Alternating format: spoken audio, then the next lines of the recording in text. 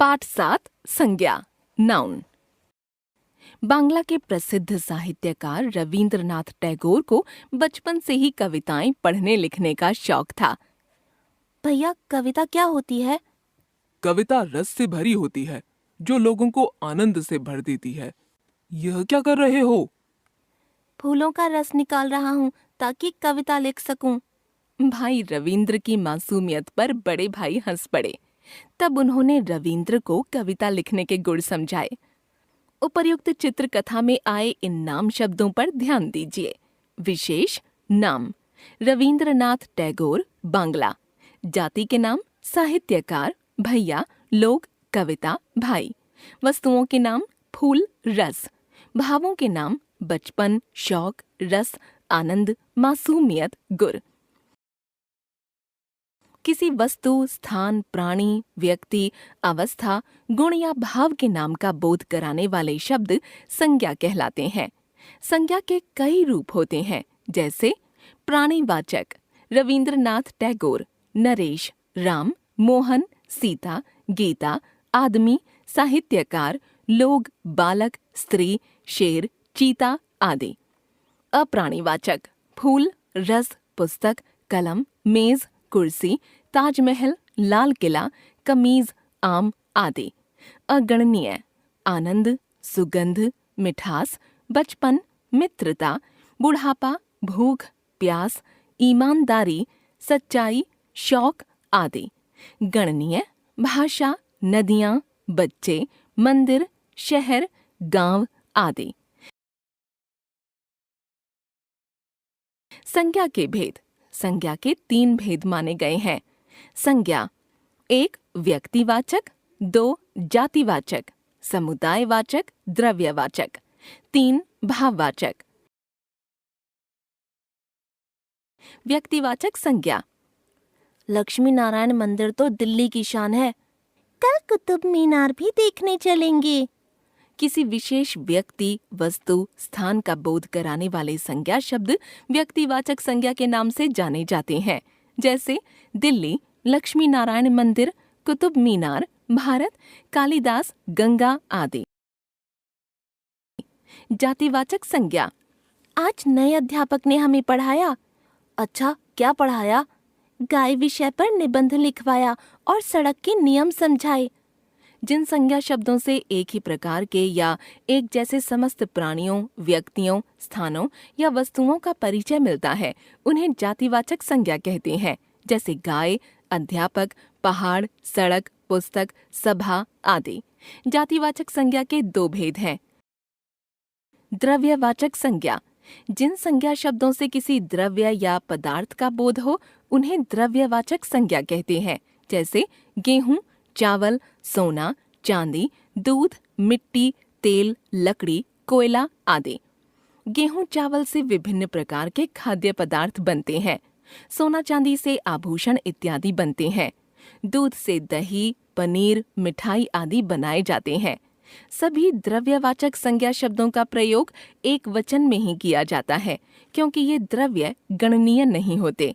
समूहवाचक या समुदायवाचक संज्ञा। किसी समूह या समुदाय का बोध कराने वाली संज्ञाओं को समूहवाचक या समुदायवाचक संज्ञा कहते हैं, जैसे पुलिस, सेना, भीड़, कक्षा आदि। घर के बाहर भीड़ लगी थी, कक्षा में शोर हो रहा है।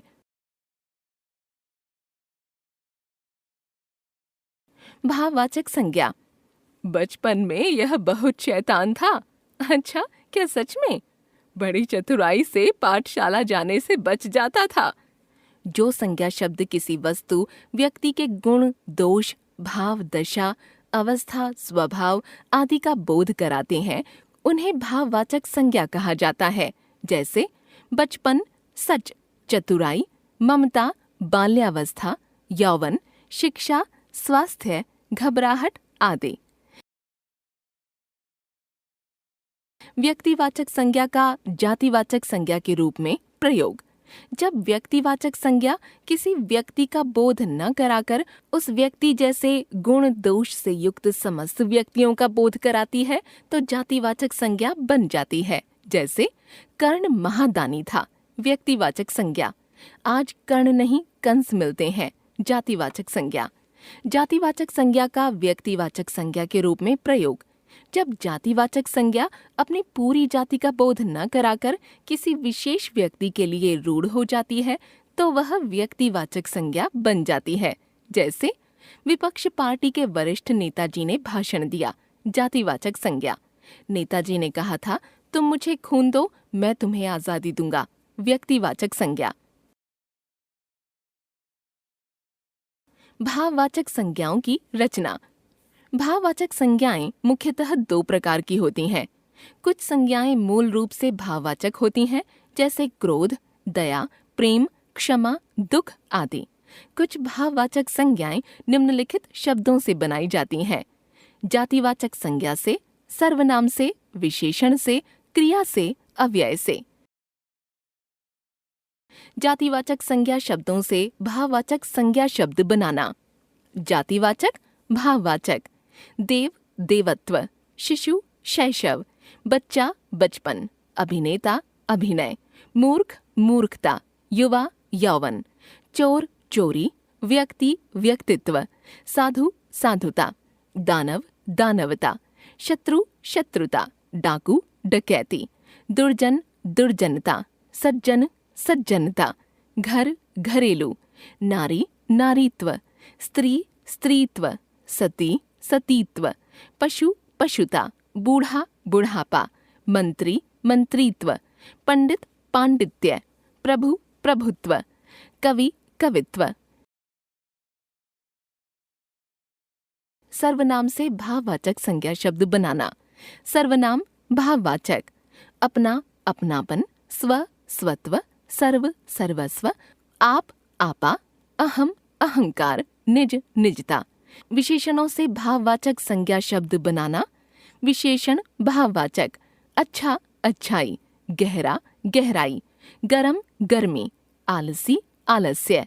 महान, महानता। स्वस्थ, स्वास्थ्य। उज्ज्वल, उज्ज्वलता। भूखा, भूख। ऊंचा, ऊंचाई। कठिन, कठिनता या कठिनाई। सरल, सरलता। मोटा, मोटापा या मोटाई। क्रुद्ध, क्रोध। लघु, लघुता। मीठा, मिठास। क्रियाओं से भाववाचक संज्ञा शब्द बनाना। क्रिया, भाववाचक। खेलना, खेल। जीतना, जीत। फैलना, फैलाव। चढ़ना, चढ़ाई। लिखना, लिखाई। थकना, थकान। चलना, चाल। सिलना, सिलाई। हंसना, हंसे। पीटना, पिटाई। खेलना, खेल। मिलना, मिलान। कमाना, कमाई। खोजना, खोज। डरना, डर। काटना, कटाई। गाना, गान। झुकना, झुकाव। अव्ययों से भाववाचक संज्ञा शब्द बनाना। अव्यय, भाववाचक। निकट, निकटता। ऊपर, ऊपरी। निकट, निकटता। भीतर, भीतरी। दूर, दूरी। धिक, धिक्कार।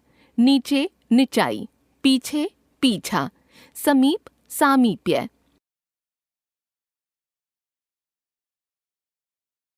हम जान गए संज्ञा। किसी व्यक्ति, प्राणी, वस्तु, स्थान, भाव, गुण आदि के नाम का बोध कराने वाले शब्द संज्ञा। संज्ञा के 3 भेद हैं: 1 व्यक्तिवाचक, 2 जातिवाचक, 3 भाववाचक। जातिवाचक संज्ञा के 2 भेद: क समूहवाचक, ख द्रव्यवाचक। भाववाचक संज्ञा शब्दों की रचना जातिवाचक संज्ञा, सर्वनाम, विशेषण, क्रिया तथा अव्यय शब्दों से होना।